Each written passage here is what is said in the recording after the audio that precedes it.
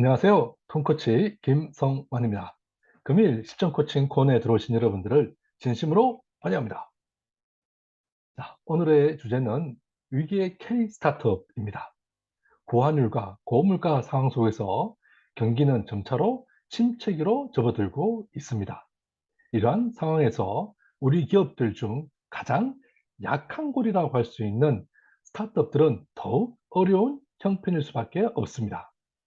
저는 지난 10여 년 동안 중소기업진흥공단 산하 청년창업사관학교에서 기술 창업 강의와 코칭을 진행해 왔습니다. 그러한 경험을 바탕으로 우리 초기 창업 기업들이 이러한 어려운 상황들을 어떻게 돌파할지에 대해서 살펴보도록 하겠습니다.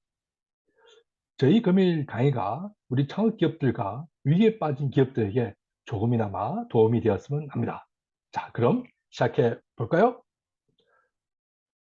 자, 먼저 기사에 대해서 한번 살펴보도록 하겠습니다.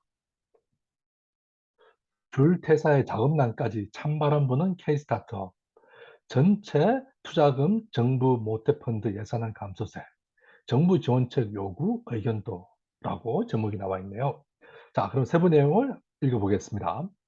러시아나 우크라이나 전쟁 장기화와 금리 인상 규제 등에 따라 글로벌 경기 침체 우려가 계속되는 가운데 국내 스타트업 시장에서도 한파가 불어닥치는 모양새다. 투자가 위축되고 사업 확장에 제동이 걸리자 인력 이탈이 잇따르면서 복수 스타트업이 운영에 어려움을 겪고 있다. 수산물 당일 배송 서비스 오늘 회는 최근 300여 개 협력업체에 총 40억 원 규모 대금을 지급하지 못하고 전 직원 공고사직을 통보, 서비스 지속이 불투명한 상황이다. 메시코리아 부릉, 오프라인 클래스 플랫폼 탈링도 C레벨 등 핵심 인력이 줄 퇴사를 하면서 위기감이 커지는 분위기다.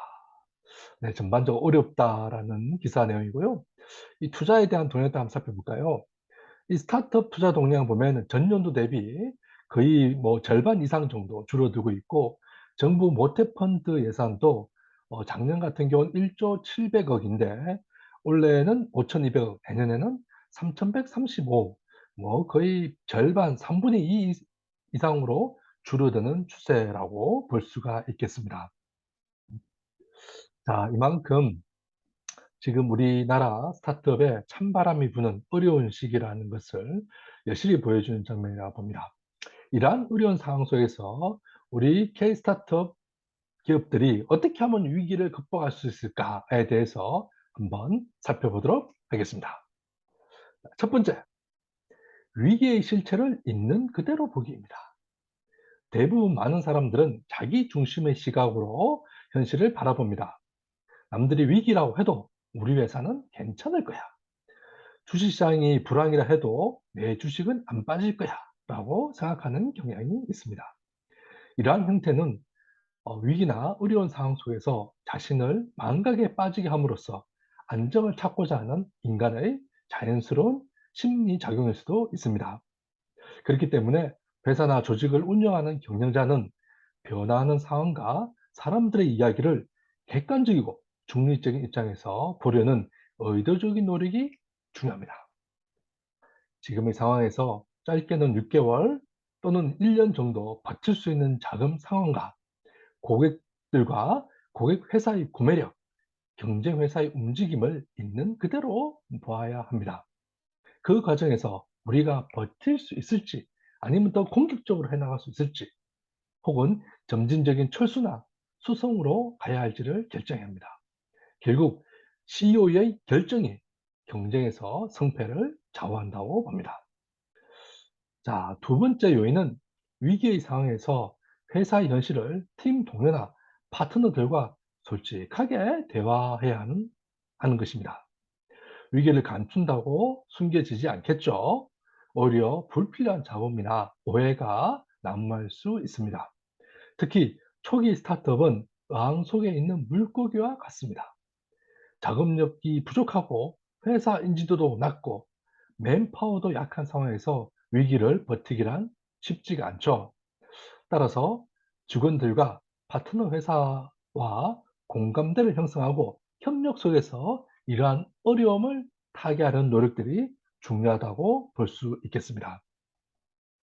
그럼 세 번째로는 비용을 줄이고 자금을 조달하기입니다. 비즈니스에서 위기를 버티는 핵심은 자금, 돈이죠. 초기 창업 기업에서 수익이 나기도 어렵고 돈이 들어갈 일밖에 없겠죠.